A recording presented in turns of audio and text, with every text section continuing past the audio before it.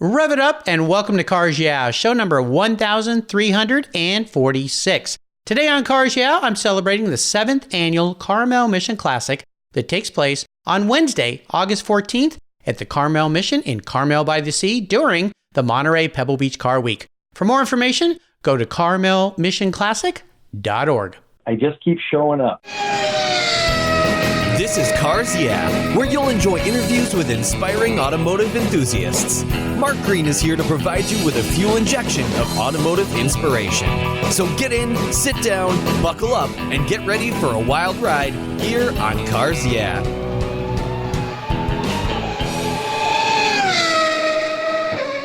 Hello, automotive enthusiasts. I'm revved up and so excited to introduce today's very special guest calling in from beautiful Carmel by the Sea, California, Ed Greco. Hey, Ed, are you buckled up and ready for a fun ride? I am buckled up, ready for a fun ride, ready to go. Here we go.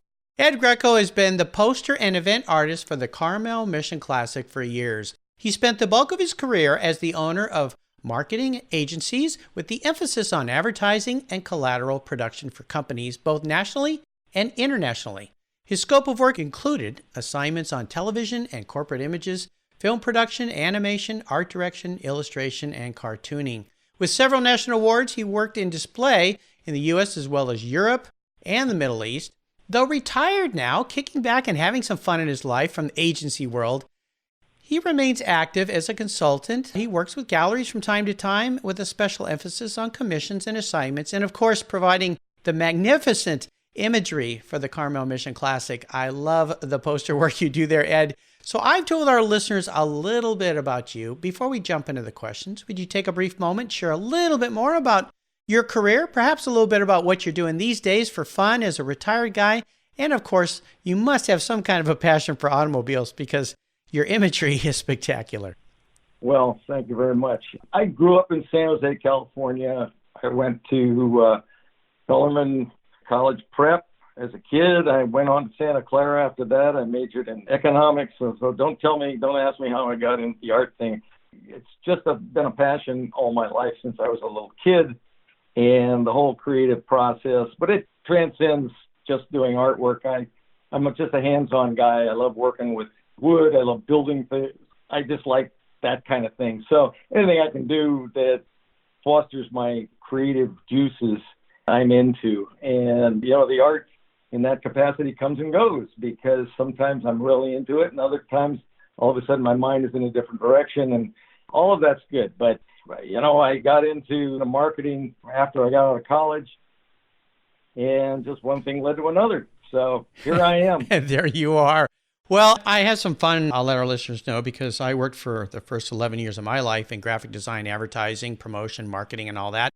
And so Ed and I share somewhat of the same background, so we had a lot to chat about.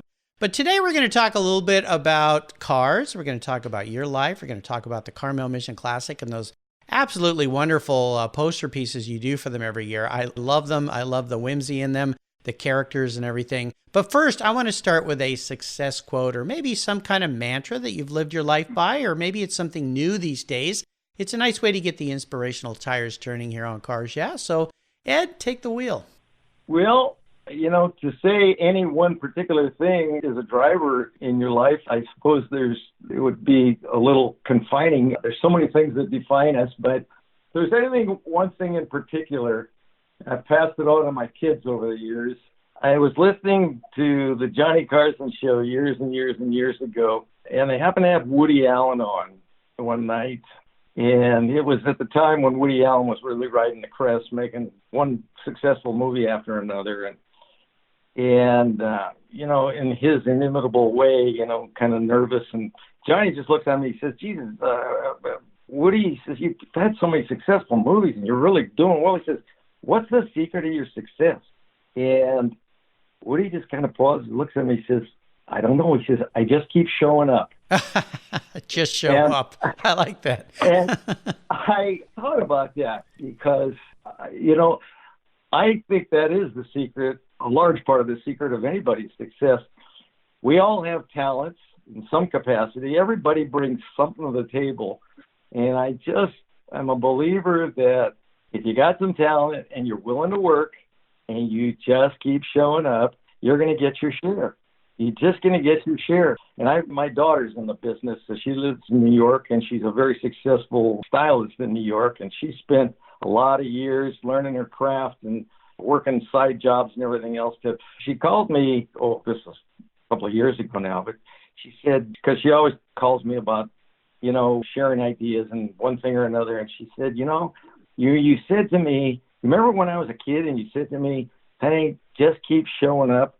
And she said, I just did. And she said, and it works. It works. It does. Yeah. I love it. I'll tell you something, Ed, you've hit on a very simple concept, but it is oh so true. Persistence and tenacity and just showing up. My dad gave me that same advice. He was a very hard worker. He grew up on a farm in Texas and then started his own architectural firm. And, it was really tough and hard. And he just said, you just keep showing up. And I remember years of previous business I worked in where I was responsible for 80 employees plus. And when those employees that were causing some challenges by not showing up or showing up late, I remember saying that over and over again. All you have to do is show up. That's half of the challenge. Just get here on time, for goodness sake. Here, I bought you an alarm clock, and I bought a lot of alarm clocks over the years. But I think that's great advice, especially for young people. So many people think that you can be an overnight success, especially with all the social media and YouTube, and they think, oh, these people just showed up and did something and now they're famous. And no, it took a lot of days of showing up, right? Yeah, the proverbial overnight success, the comedian that spent 25 years doing stand-up the Catskills before all of a sudden he became an overnight success. Yeah, exactly. I've heard that story too. Well, let's talk a little bit about perhaps a little bit of a passion you have for cars. Is there a pivotal moment in your life when cars kind of struck a fancy in you? Well, again, I look at life as eras. We go from one era to another. And as a kid, I don't know, in my neighborhood, we started out with bikes. I remember a friend of mine that lived down the street, and we all hung out together, and he had this big, big colonial house with a big backyard and the pathways that ran around from the front yard to the backyard. And we used to use it as a racetrack to race our bikes. But, it was from there, that was back in the 50s, man, when cars were everything. And, you just grew up that way, and we all hung out together, and we went from bikes to motorcycles to cars, and we built soapbox cars, and it's either in you or it's not. I look at a lot of friends that they could care less about our cars and appliance. It takes them from point A to point B, and that's cool because that's what it is. But to some people, it's a passion. It's an art form. It's whatever, and you're either there or you're not. If you're there, you just have a camaraderie with other people that have it. But if you don't, you don't. You don't. Yeah, the gene's not there. You brought back a great memory for me, Ed, because growing up, I had a friend and his parents had a lot of money. They had this beautiful big Spanish house on the hill, and it had a lot of grounds. And they had the same kind of thing, these pathways that went around the house, and they went in the back and around the tennis court and the pools. And we set up a little raceway for our Schwinn Stingrays, to race on. And one of the hard corners that if you missed the apex, you went right into a swimming pool. And I have to say, all of us took a good dunking into that swimming pool with our bicycles if you missed that apex of that one turn. So you got a big smile on my face. That was great fun. We had some great times at his house. I'd like to look at some of the roads you've driven down and talk about a challenge or a failure you faced along the way. Now, this could be in your life. It could be in your career. It could be in retirement. It doesn't really matter, but share a story with us that kind of pushed you up against a wall, perhaps, and then tell us how you came out of that in a positive light and why that was a great learning experience. Well, I will tell you one that happened to me a few years ago, and it was not as much a challenge in my career, although I've had many, well, let me preface what I'm about to say. When I got out of college, I had a good friend, his name was John Cody, and his father, I wanted to get in the advertising business, and his father worked for an agency down in Southern California, and they headed up the Chevrolet advertising for California. And not the Chevrolet, excuse me, they were the Dodge Boys. And he's the guy that came up with the Dodge Boy campaign. And I talked to John, that's my college friend, and I said, hey, I'm going down there for some job interviews. He said, he said, why don't you talk to my dad? So he gave me his name and whatever, and I went down, cold turkey. I went to this agency down on Wilshire Boulevard, and I went in and went up to the third, fourth, fifth floor, or whatever. I come up to the receptionist, and I said, my name is Ed Greco. I'm a friend of John Cody. We graduated from Santa Clara together, and I'd like to see Mr. Cody is available. And she said, well, let me check. And she went in, and all of a sudden this guy comes out, and he said, oh, you're a friend of John's. Oh, come on in.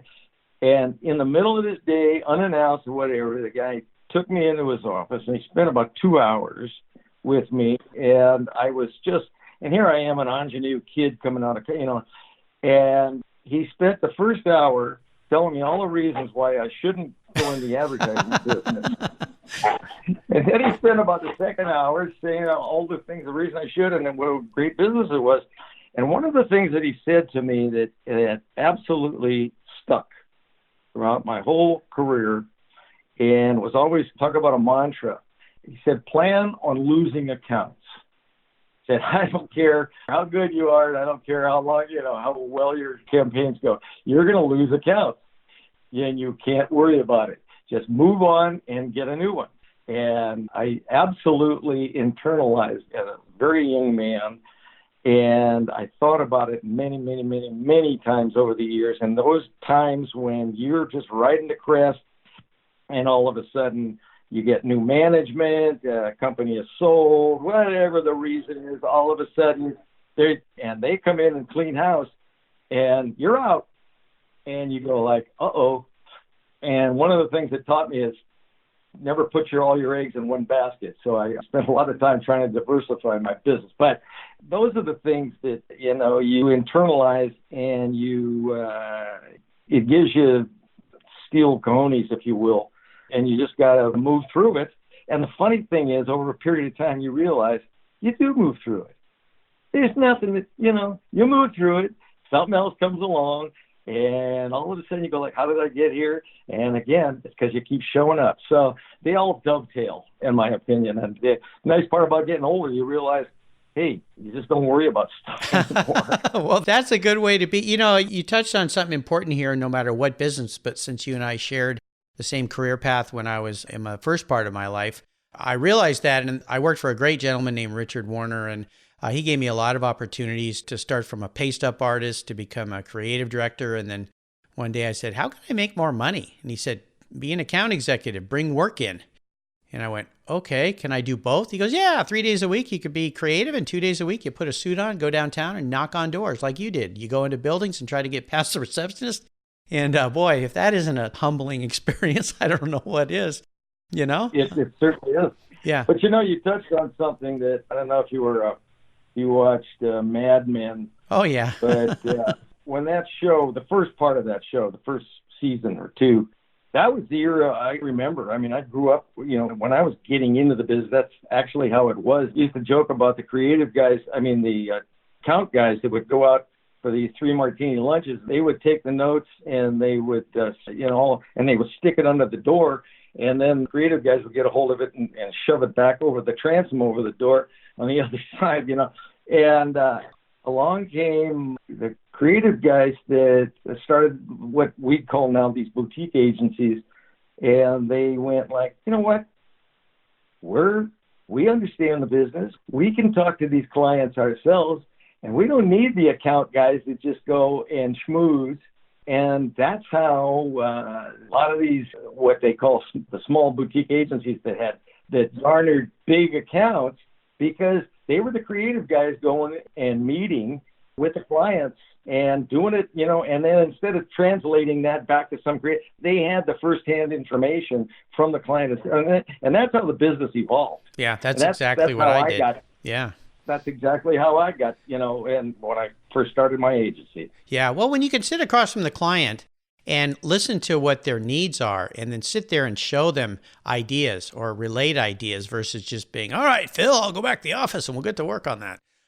It's a lot more personable, and it's a lot cheaper for the client, of course. You don't have that middle guy, but that's exactly, I'm sitting here smiling and remember those days. It was quite fun. I liked that.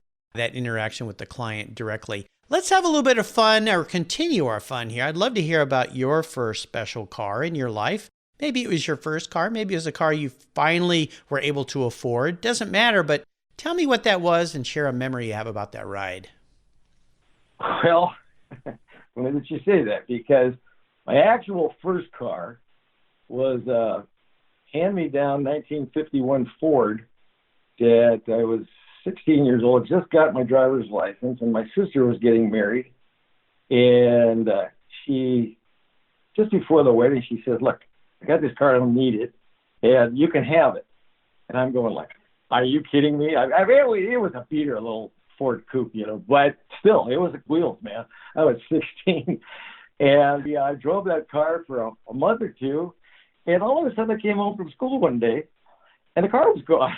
And I asked my dad, "Hey, what happened to this car?" And he says, "I sold it." I said, "You did what?"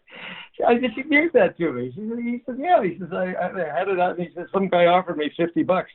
And some guy offered me $50. Boom, it was gone. So anyway, but that's just kind of an aside, because my first real passion for a car was I wanted an MG T-Series car so bad ever since I was a little kid. And by that time, this was about 1960, and they were into the MGA. And I'd always, for a couple of years there, was sad that they changed from the old T concept into the MGA, which is that kind of envelope body. And I wanted an MGTF so bad, and I found one up in Paso Tiempo, and I talked my mother into loaning me the money to get that car. It was $750, and it was a beautiful little MGTF 1500, and I drove that car senior year of high school, all through college, and I ended up having that car for almost 30 years before I finally sold it. And I'm kind of thinking about, I have a friend that's got a TC that he wants to get rid of, and I may be getting that, because I still never lost the passion for those T-Series MGs. Those were the forerunners of the whole sports car movement in the United States. Guys brought those TCs back from the war after, and that started, especially out in California, that started the whole sports car. But anyway, my first passion for a car was an MGTF, and I had it for a long time, and I still love it. Now, that car came out in 54, I think? Is that? 54 was the MGTF after the TD. They had and 54 is still 55, because in 55, they only built it for half a year, because in 54, they went to the TF, but they kept the 1250cc engine of the TD. And then in 55, they bumped it up to 1,500 cc's, and they built that car for a little over half a year, and that's when they were introducing the MGA. So I had this TF, which was, the 1,500 is a little bit rare in that sense, but it was just the best model. It had rack and pinion steering and had all the stuff that it was as modern as you could get for that style of a car. Very drivable. Well, this will bring a smile to your face, Ed. When I was about 5 years old, my dad bought a 1949 MGTC. Oh, there you go. He drove that car every day to work, and my sister and I would sit on that back shelf back there behind my mom and dad and go for rides, and he bought us these leather helmets and goggles, that we'd look like we're pilots, and so bugs didn't get in our eyes and stuff. And yeah, those cars have a special place. Of course, the TF body style changed a little, but yeah, go back to the old MG. I think that'll bring a big smile to your face, and you live in a beautiful area for drives. Is that the seller's remorse car for you, the car that you wish you still had? Well, at this point, I do. At the time, it was time for it. I have a 1955 Jaguar XK140 drop head, and I've had that car for many years, and it's been a driver. And about 3 years ago, I had a little fender bender, and it decided it needed a little TLC. And what was going to be a paint job and maybe change the interior has turned into just about a body-off restoration. It's called scope creep. I'm way in over my head on this one, but it's almost done, and it's going to be absolutely stunning. and I personalized it. This car is driver. All my cars are driver cars, and I personalize them because I drive them. And when I say that, I put a 5-speed transmission in it. I put disc brakes on the front. Everything is cosmetically looks identical, but it's much more drivable. And everything, the upgrades that make it a really fun car to drive rather than just because nothing that I've ever had is a closet queen. They are for the road, and I drive the heck out of them. And good for you. That's awesome. Well, I would like to talk a little bit about the Carmel Mission Classic and these posters you've been doing for them for years, because I know you're retired, so the art you do now is for fun. It's for you. You do sell pieces and do commissions if you want, but you're in a wonderful, as they say, golden years, I guess, of your life with your Jaguar, and you can paint when you want, play golf, whatever.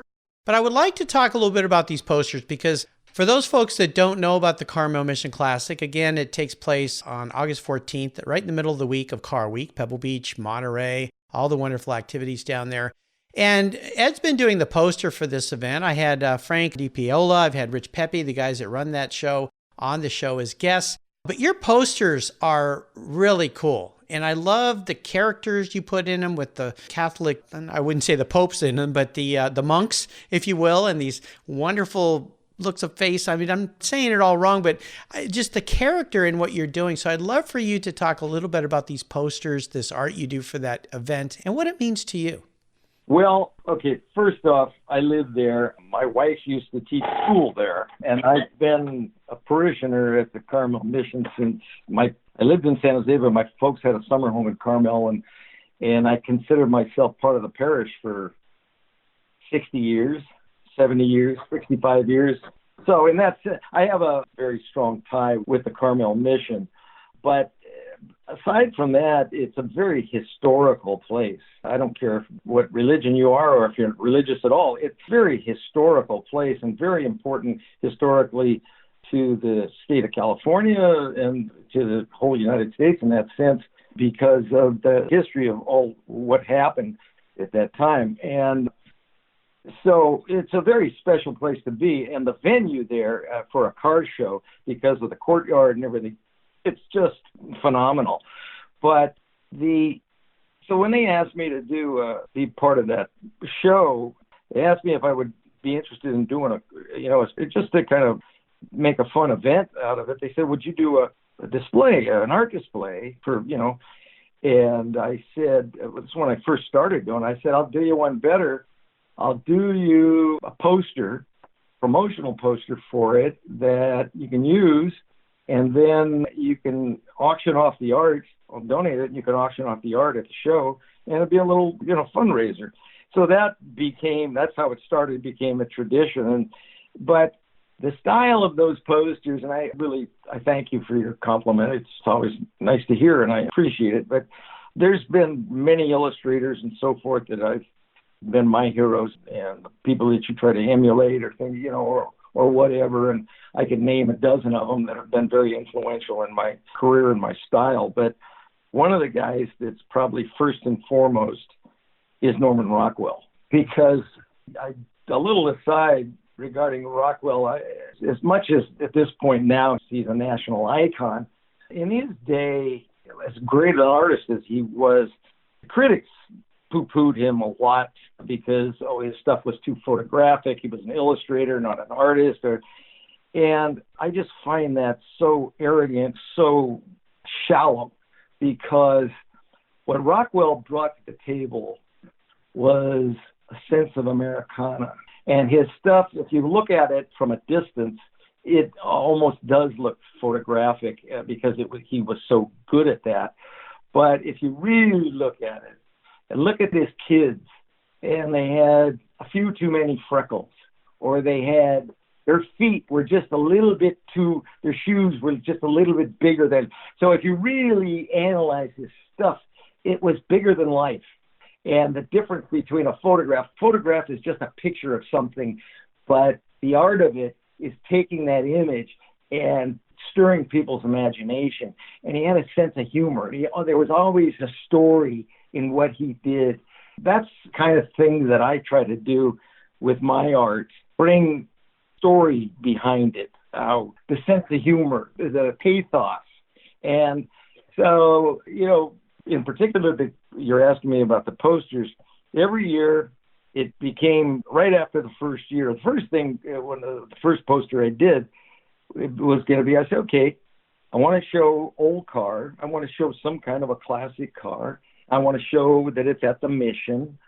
And, how am I going to do that in a fun way? And that first poster I did was a late 20s, early 30s vintage Alfa Romeo race car.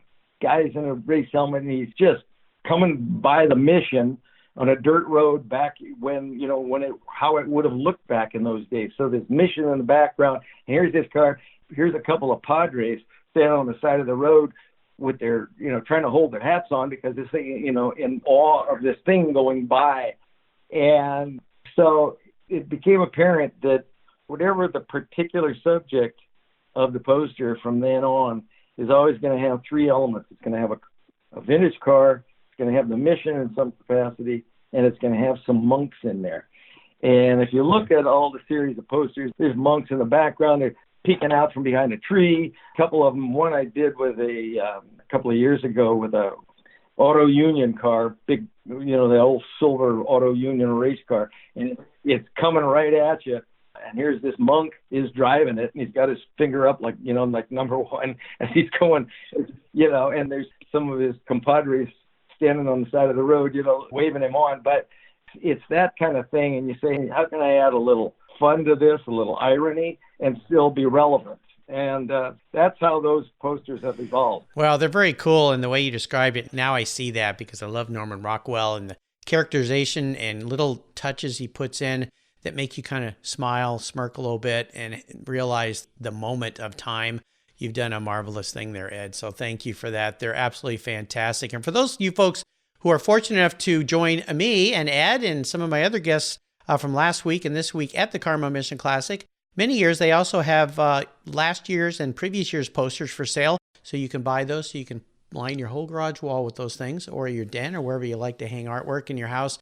They're all fantastic. You can go online and find them all over the web. Just put in Ed Greco Carmel Mission Classic posters and they'll be out there. So Ed, up next is the last lap. Before we put the pedal to the metal, let's say thank you to today's Cars Yeah sponsors. Do you know the best way to protect your vehicle, both the exterior and the interior, is with a car cover? I've been using Covercraft car covers since 1975. That's right. 1975. It's a fast, easy, and inexpensive way to keep your vehicle looking new. Covercraft has been manufacturing premium quality exterior and interior covers for over 50 years with a stellar reputation for durability and design.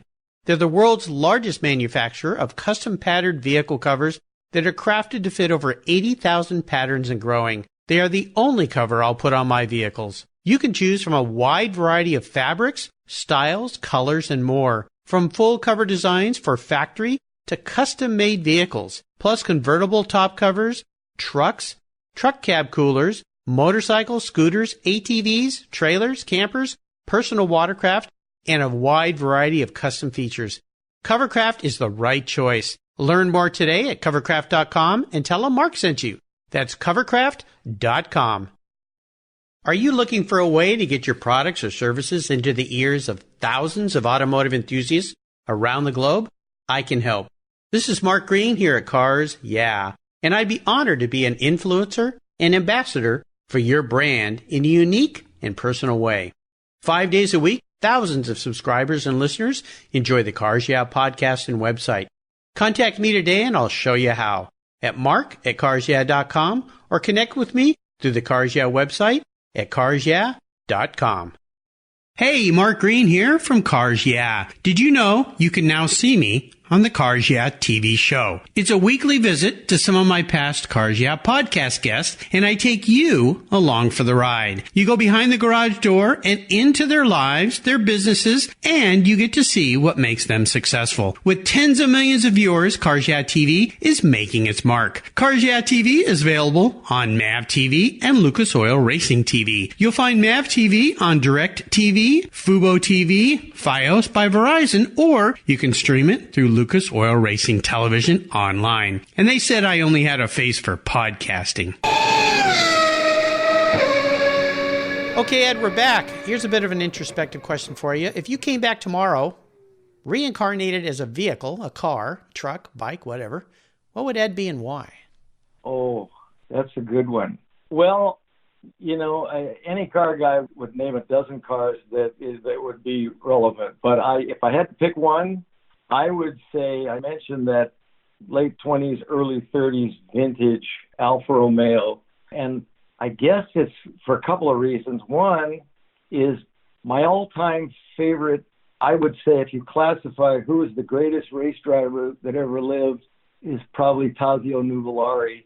And I say that because I'm not taking anything away from Senna or Phil Hill or any of the other guys that have come along, Juan Fangio, that have really, brought the racing to its apex. But Nuvolari, I always say he's kind of the Louis Armstrong of auto racing, because Louis Armstrong, there isn't a trumpet player, a jazz musician to this day that, no matter how great they are and do things probably that Louis Armstrong never did, don't say that there's something that they took from Louis Armstrong, because he was the forerunner. He was the guy with the trumpet in jazz, when jazz was first getting started in the United States, that did things with the trumpet that nobody ever even thought of before. And that was Tazio. Tazio invented the four-wheel drift. He did things with a car that nobody ever thought of doing, and he was going like, even Enzo says, geez, how does he do that? I mean, did you see that? And everybody from then on took a little page from his book, and you got to respect the guys that were the pioneers. And he drove a lot of that vintage Alfa that I'm talking about, and I had an opportunity a couple of years ago to have a ride in one. My good friend and Ferrari mechanic, John Bagioli, had a client that had this car. I think it was in the Quail or at the Concourse or whatever, but he had to bring the car after the show. He had to bring the car over to John to get all the brake linings changed and all that kind of stuff, because for the show he had all the original stuff on it, and because he also raced this car in the historics, so he had to put on the good stuff that wouldn't break down when he's racing. And he had it there, and he was getting ready to test drive it, and I was talking to the mechanic, who was in charge of it, and he says, well, you want to take a ride? and he took me in that car for a test drive, because he was testing it out, and we went out on some back roads, and that was a kick. So if it was going to be any car, I would be that car. Nice. Very nice. Well, we're up to what I call the last lap of the lightning round here, Ed, and I'm going to rattle off a bunch of questions and have you give us some very quick responses of that Alpha throttle. So here we go. What's the best automotive advice you've ever received? Patience. Yeah, especially with old cars. Would you share one of your personal habits you believe has contributed to your many successes over the years? Yeah. The risk of getting philosophical, always be yourself. If you're yourself and true to yourself, you save a whole lot of time, and you cut through a whole lot of superfluous stuff that you have to change later on anyway, because at some point, if you start out just being yourself, you win a few, lose a few, but the ones you win are keepers. Yeah, nicely said. How about a resource? There's so many these days, but is there kind of a go-to for you? Well, the go-to guy for me that probably was my greatest mentor in the advertising business was a guy named Bob Noble. And you probably don't know him by name, but I'll tell you, there isn't a person that's listening that won't know his product. Bob was a guy that was the creative director for Leo Burnett Agency back in Chicago. He was on the board of directors, and he's the guy that wrote the campaigns for Charlie the Tuna, Keebler Elves. As a matter of fact, the little Keebler elf with the white hair, that was him, because the cartoonist that did that said, hey, Bob, this is you, because Bob had this white hair. The Maytag repairman, Morris the cat. I mean, I could just go on and on with the campaigns that this guy wrote. And his daughter worked for me years ago, and Bob came out and retired and moved out to Pebble Beach. And he comes into my office one day and he said, look, I need a job. He says, I'm going stir crazy at home. Could you use me? All I need is a desk and a place to work. And I said, are you kidding me? and he worked for us for about 2 years. But in that course of that, we became very, very, very close friends. And the things that I learned from him, and one thing specifically that I think is just golden, and if I have any heartache with what I see in advertising nowadays, and sometimes it just frustrates me to tears, is he always said he was always a stickler for the relevance. You would come up with some creative idea and he'd go like, what's the relevance? Creative is, making stuff flash and move around and look cool and all that kind. If it isn't relevant. So tell me what the story is, what the product is, how are you, and what is relevant about your idea here. And if it's relevant and if it's right on target, and then it emphasizes your product and what the benefits of that product are, then you got an act. If it's just creative and flashy, no good. And that has been a mantra for me ever since the rest of my business life. And I just believe that. And if I had anything to pass on to young advertising people, I would say take a page out of that, and because everything else is wasted. Nice. Nice. How about if I could arrange for you to sit down and have a drink or a meal with anyone in the automotive industry, living or deceased? Who would it be? In the automobile? Oh, God, probably Enzo. Yeah, wouldn't that be something? Yeah, maybe Enzo and Nuvarali. How do we say his name wrong? But you know what I'm talking about. Your guy, maybe those two guys together. That would be fun. Very cool. How about a book, Ed? Is there a book you'd like to share? Oh, gosh. Yeah. And it sounds really funky. And I've actually had people say, you get in conversations, what did you learn, or what was the thing that changed your life or influenced your life? And as superfluous or trite as it sounds, for me, it was Gone with the Wind. I will tell you why, as briefly as I can. I think I was in sixth grade or something like that, 10, 11, 12 years old. And I got sick, and I was sick for about 3 weeks and home in bed. And there was a book sitting there, and I read it cover to cover. And I subsequently, later on, years later, I saw the movie. And as great as the movie was, it just never did justice to the book, because the real story of that book was this kind of love story between these two people, Red and Scarlett. And mostly what it was that went through this whole epic for years, through the war and all that kind of stuff, was until that final climax, when it was just too late, was that he loved her and she loved him, but their pride always got in the way, because he wanted to tell her that he loved her, but just about the time he was guarding himself, she would do something that set him aside, and she did the same thing. So every time they wanted to get together, their pride got in the way and they blew it, until the end, when he finally walked out. He said, frankly, I don't give a damn. And I remember thinking at the time, that'll never happen to me. And it never has, in all honesty, because when I said about being yourself, that's what you stick your neck out, you be yourself, and you be true to who you are.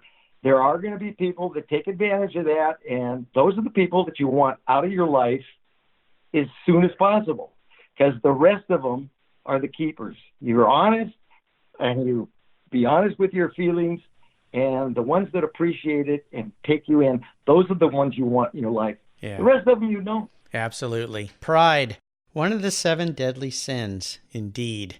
All right, we're up to the checkered flag, and I'm going to buy you a car today, any cool collector car you want. I'm going to park in your garage there, but there are 3 rules to this game. It's the only collector car you can have.